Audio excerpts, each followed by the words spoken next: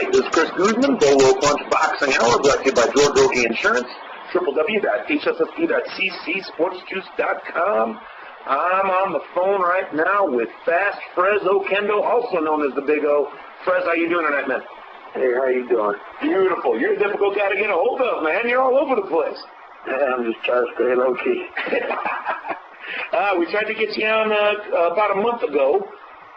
And you were involved in a dance contest. Talk a second about that, because we know about your boxing career, and we're going to get pretty deep into that in a second. But you're a Chicago fighter, and it was a Chicago dance contest. Talk a second about that. Yeah, it was a Latino Dance with the Stars, the Chicago area, and they had some of the newscast reporters, me being an athlete, and so other luminaries in the Latino community, politicians, and ended up participating. It was pretty interesting, sharpening up my salsa skills, Nice. Let's go back in time, and we're going to start with little Fres. But where were you born, and how did you get started in the whole boxing thing?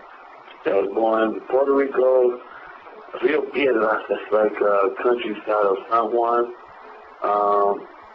Then I migrated, came back to the States when I was a year old, in 74, and then, I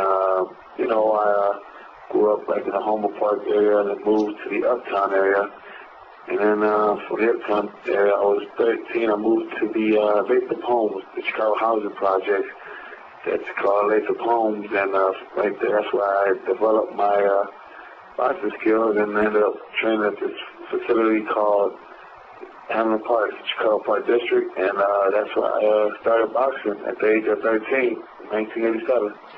Well, 1987, that sounds just like the music we just brought you in from. Right, exactly. So that's why we played that. No, that's fun. So amateur career, everyone wants to know, what kind of an amateur career did you have? I had a very successful, extensive amateur career, especially nowadays. Great professional career, you have a great amateur background, and I was a former junior Olympian standout. I won several state titles as a junior. At the age of 15, I won my citywide championship, Chicago Park District title. Now, what weights were you fighting at back then? Back then, I debuted at 147, I believe, when I was 13. Oh, geez. My first citywide title, my first boxing, official title at the age of 15 at 156-pound division. God, in research for this, I went and searched for photos of you, and I'm sitting here looking right now at a photo of you as a kid, and you've got hair in that picture. Oh, really? How old was I in that picture? How old was I? You look to be around maybe 20 years old, I would say. Oh, really? Oh, interesting. I'll have to send that to you. But no, you look very, very young. But there's hair on your head, and I said that can't be him. And I looked at the eyes. I said, oh yeah, that is Fres. Yeah, wow. Did I have a little fro then? A little bit, little curly up top.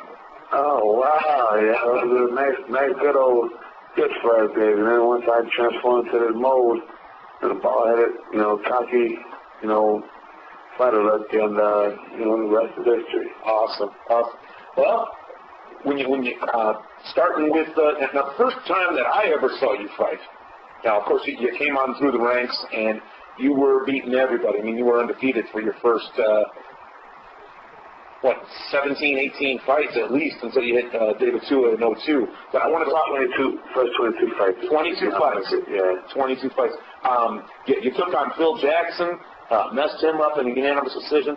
You actually came to my hometown, or real close to my hometown in Maryville, Indiana, to fight Byrd Cooper. Right, Byrd Cooper. Yeah, it was a very nice, interesting fight. Actually, that was my first title fight for the IBC America's title, and I ended up, fighting a dangerous opponent that fought a lot of fighters and knocked out a lot of undefeated fighters, and almost knocked out the great Holyfield. Oh yeah, in front of his hometown. Oh yeah.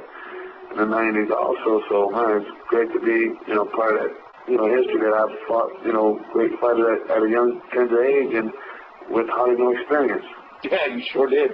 The first televised fight that I saw you in, now you might have been televised before that, but the first televised fight I saw you in, was from live from Texas Station Casino in Vegas there when you took on the Black Rhino, Clifford Etienne, who was actually favored to win that fight.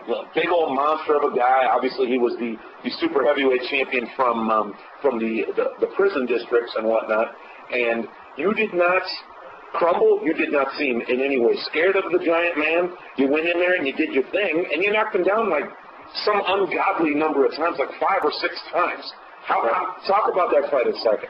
Yeah, that fight was a very, emotional fight for me from the get-go, because originally it was supposed to be slated a year beforehand, and unfortunately I had a difficult situation with the family. My wife gave birth to my beautiful daughter today, and she's 7. Her name is David Oquendo, like Jada Pinkett. Sure. And the first time originally slated to fight 18, she ended up, she had a bad, but then she ended up developing pneumonia in her lungs, so she was in the hospital. She had a 50-50 chance to live, and I didn't knew that, but God's grace, she was able to live, and that was the worst month of my life while she was, under, isolation in the hospital for months.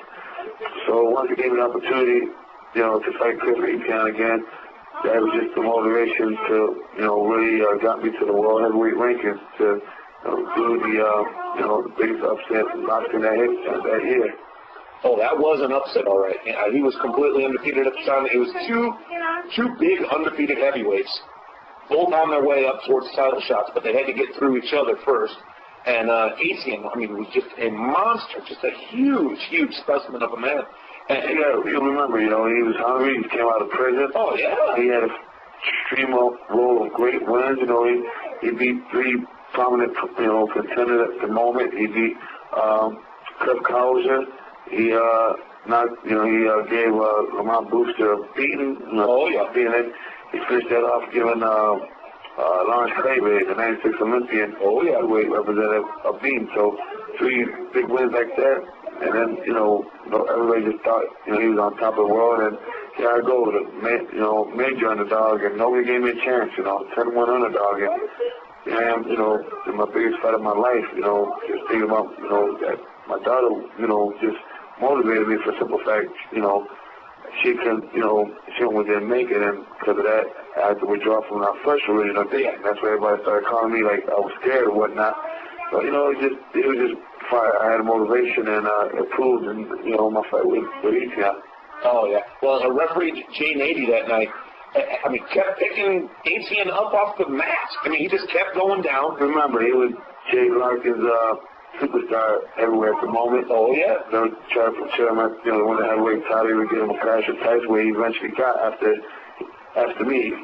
Got my leftovers, but, so they put a lot of money into this cat. He was trying to win another deal with Showtime. He was a big, rivalry between HBO and Showtime. The spectacle of a fighter and Etienne, and here I am coming out to work from my country, went back, to my motherland to get in shape with my great, teammates, like Papa Trinidad, motivation, and son Trinidad being there for me, getting me ready and motivated for this big event.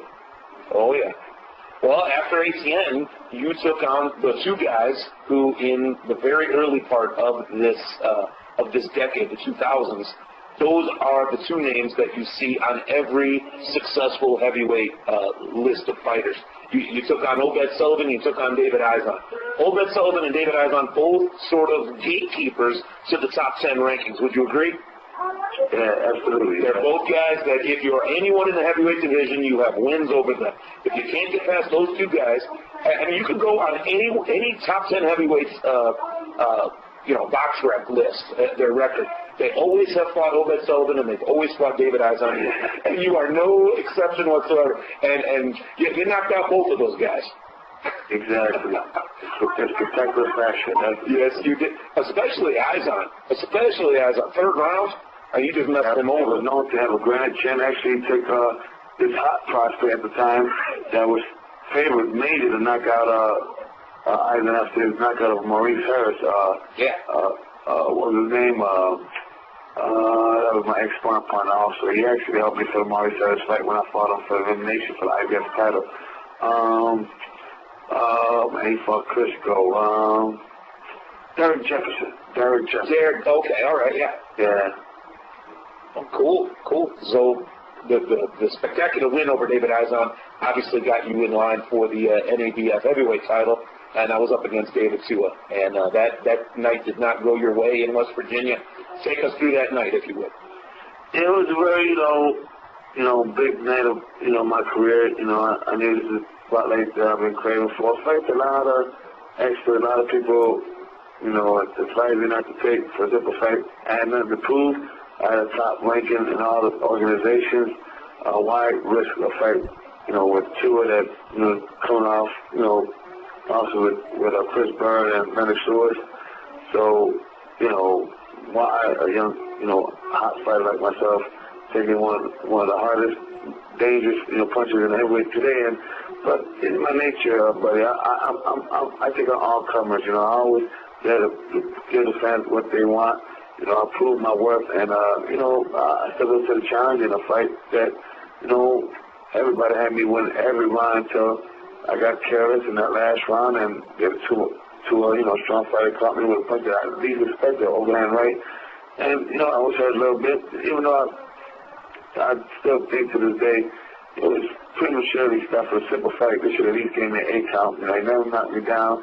He wobbled me. I was pretty coherent after several seconds, but, it's a fight that, that I just, wish that I could get a rematch and get the opportunity to redeem myself. But, there's two situations today in boxing. I don't know what's going on with his situation with the management, so forth and so forth, and activity in his career. So, I moved on, and from those fights, I ended up getting the big fights, the fight that, David Tua lost to, like the Chris Byrd. Oh, yeah. I came back and I beat him.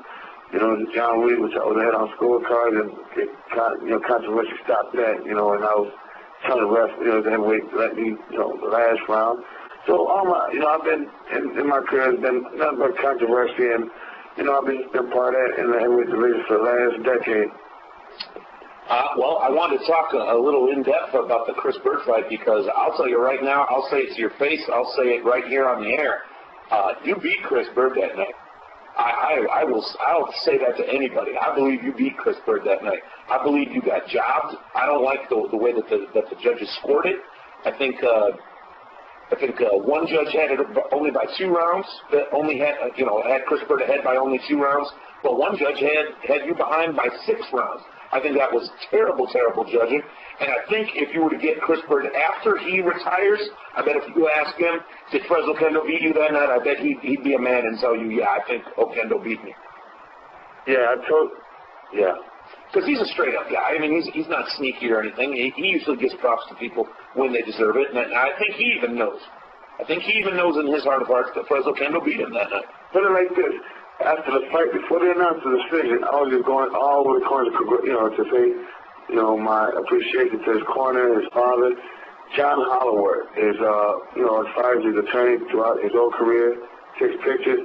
He came up to me and personally shook my hand and said, Fres, please give us a rematch. Please, just give us a rematch. So his own attorney, right-hand man of his boxing career, tell me this before a decision was called. That just speaks volumes. That shows that, I'm crowned world champion, They knew it. And I'll never forget that conversation I had with John Holloway. Well, I mean, no, I was screaming. I was at a buddy's house watching that fight live, and I was screaming. I said, he got jobbed. We were about to get a Chicago heavyweight champion, and he got jobbed. That was terrible. And if I get the chance to talk to Chris Byrd about that fight, I might have to skip that night altogether. Because I don't know what he would have to say about that. I think he knows. Absolutely. So out of respect to him, I don't think I'd be able to bring that up. Let's talk about the John Ruiz fight. That was a very, very close fight. You were ahead on the scorecards at the time of the stoppage on 2 of the judges' scorecards. One judge had it even at 95-95. And you got caught. Talk about that. Now, these are 2 Puerto Rican heritage fighters, and we were all excited.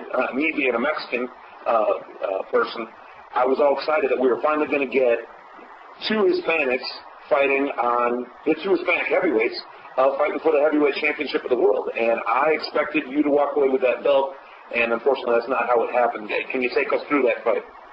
Yeah, it's just, first of all, I started having, when you're not mentally 100%, I have no excuses. My relationships with Trinidad's financial advisor, which he put towards me when he retired back in 2002 when Tito lost to Hopkins. So he ended up coming out the game. So he ended up appointing his financial advisor to manage my career. Unfortunately, we didn't develop a good relationship, and for a simple fact, training for heavyweight championship, you can't be sparring with a security guard from nightclubs, for the biggest players in history in sports. And unfortunately, I did not prepare, 100% for the Ruiz fight and for this once-in-a-lifetime opportunity. Unfortunately, my ex-manager, didn't really, perform his duties 100% and going into that fight mentally, I just was distraught. I wasn't really looking for. But the heart of a champion, the will of a champion that I always had, I got in that ring and did what I had to do. And unfortunately, my performance wasn't like the way I've done in recent past, like to David Tua and Byrd, because of the distraction. But with all due respect, I still was able to, kind of give Ruiz, a go for his belt. And unfortunately,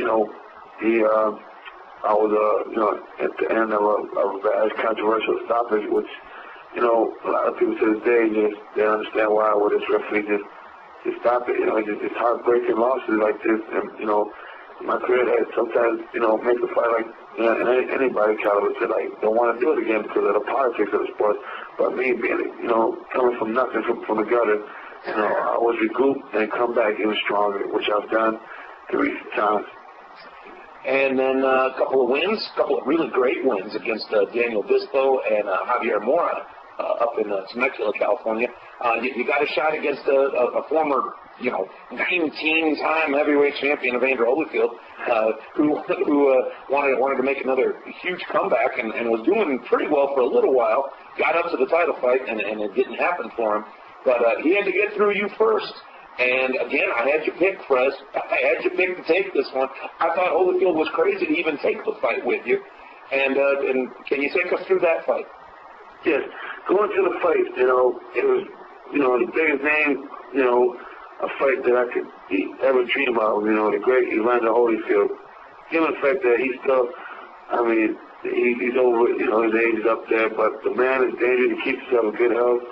Good work ethic all his life, his career, so that's why his longevity of the sport is still up to par. So, getting ready for a big fight like that, I ended up going to camp with one of the greatest trainers today, Freddie Roach, and going to camp. I had a great sparring session. Actually, my nemesis, Javier Mora, helped me for that fight. He was one of my main sparring partners, and I had great work. A week before the fight, unfortunately, I was cut down, winding down my training. One day I was running up over there in the valley, and, the next day, it was like 4 days before the fight, I started feeling, a little weak, a little nauseated. Come to find out, I went to the UCLA Medical Center. I had a strep throat, 103 degrees. Remember, this is days before the biggest fight of my career. It was like a Monday, I believe. And, I was in the best shape of my life. And a fight that I knew I had to look spectacular. Not win, but in spectacular fashion. And unfortunately, that night, I should have listened to my doctor's advice from Santa Monica and UCLA, and I still have proof to this day that he did not want to recommend me risking my life for this event. But me being a stubborn fighter, like I told you in the past, Harvard champion, I got a little better, felt a little better. Still wasn't 100%. Still got in the ring with the great, he got into Holyfield.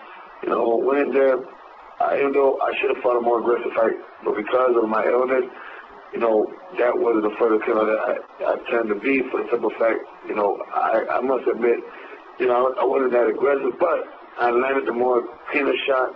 I worked him. He had a flash knockdown, which, okay, he beat me that one round. for one flash knockdown, it shouldn't be the cause of winning the whole fight. Even the last 2-3 rounds, I clearly, outpunched Holyfield. Holyfield's a warrior. I'm just a smart fighter, technical fighter, and think I had the power will to finish strong in the last championship rounds, what they say. And, here we go again. That one round that I had a knockdown gave Holyfield the fight. Because if it wasn't for that knockdown, if you look at the scorecard, it would have been a draw. And that being Holyfield being the promoter of the event, with all that do, it just, here it goes again. I'm part of controversy, and another one just slips past my fingers again. It's like, well, that knockdown is what ruined it because, two judges had it 113 to 114 for Holyfield. Yeah, you would have had a draw. Yeah, if it wasn't.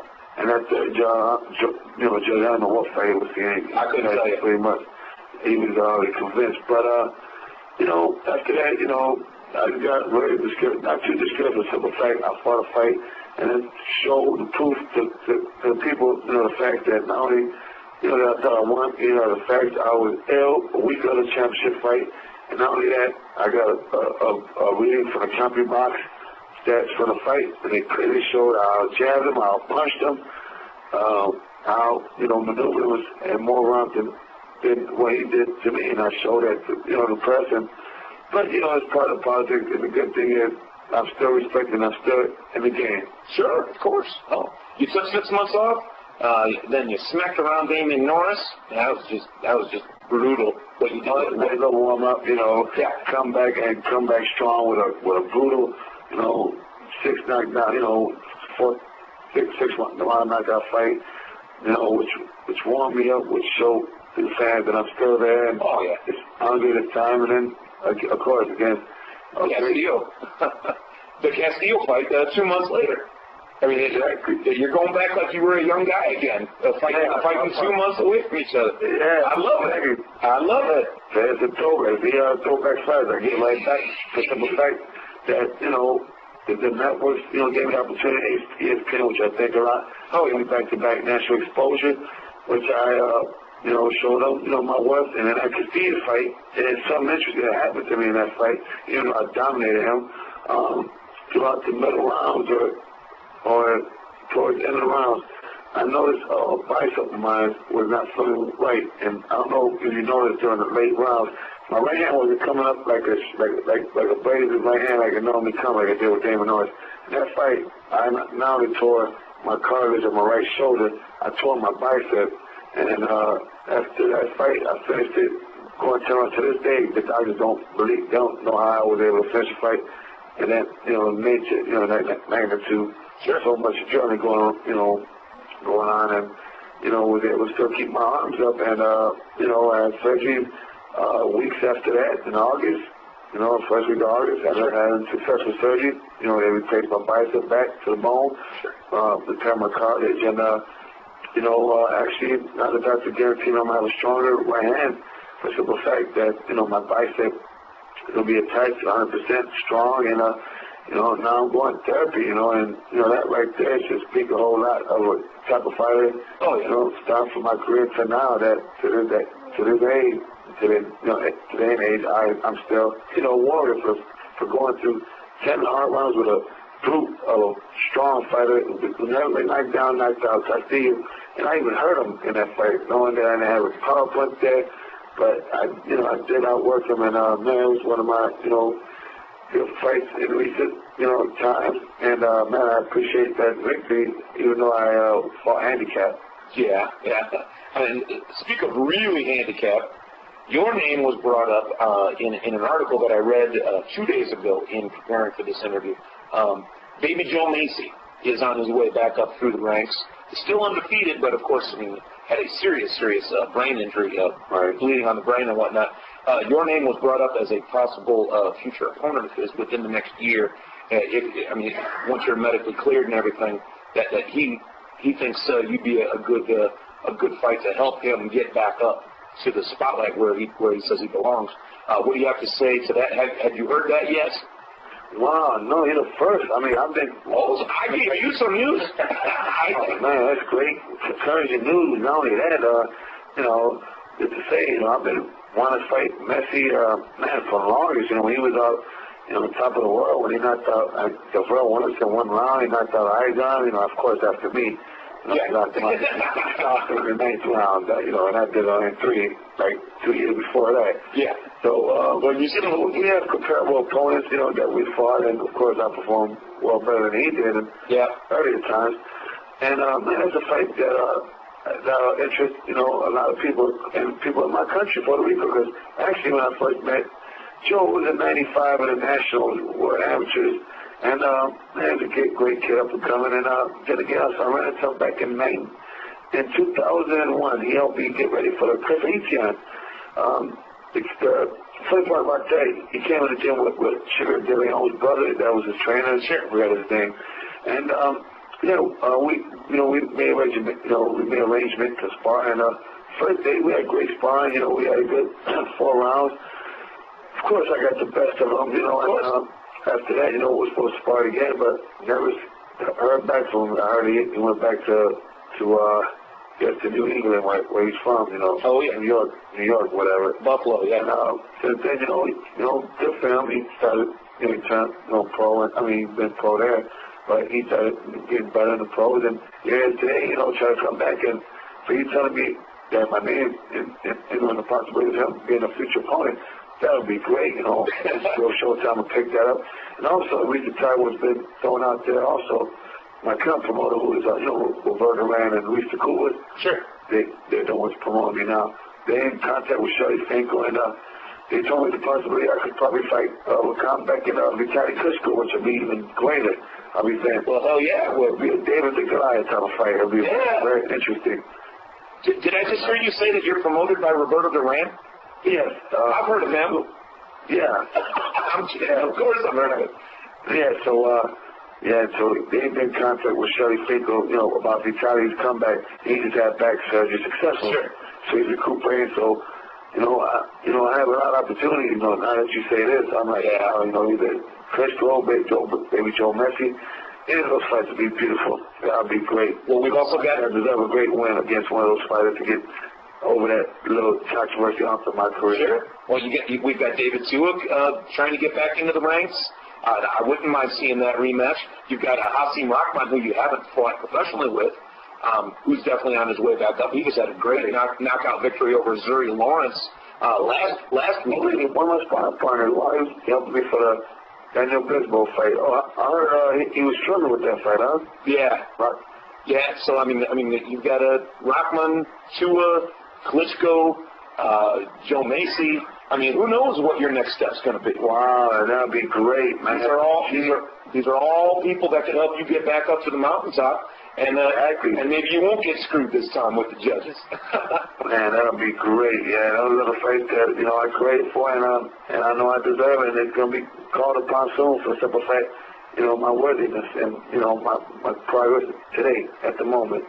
Beautiful. Well, your fans love you. You can't walk 10 feet in a packed Chicago stadium without fans running up to you, autograph, photo, this, that, the other. Oh, yeah. Well, we were hanging out with you at the Dia de los Diaz fight visit. My former team. Yeah, David Diaz and Morales. Oh, yeah. A couple of months ago, we had David Diaz fighting Eric Morales, and then a month later, we had Juan Diaz take apart Julio Diaz. So yeah, all the Diaz's just fought in Chicago, and who knows what the next big Chicago heavyweight fight will be? Maybe it'll be you against say, I don't know, the big Polish guy, Galata. Oh, that'd be a great one. That'd be cool. That'd be spectacular. That'd be the fans Chicago deserve. One of the great, best heavyweights, in this decade. Chicago. Well, we've got a heavyweight coming up named Mike Malo, who's been calling out Galata. So maybe after that fight happens, maybe we'll see Fres Oquendo get in there. Well, that would be a great fight. Even though, he's another, one of my helpers that helped me in the sparring session getting ready for the Damon Norris and Castillo fight. I sparred with. Mike Malo did?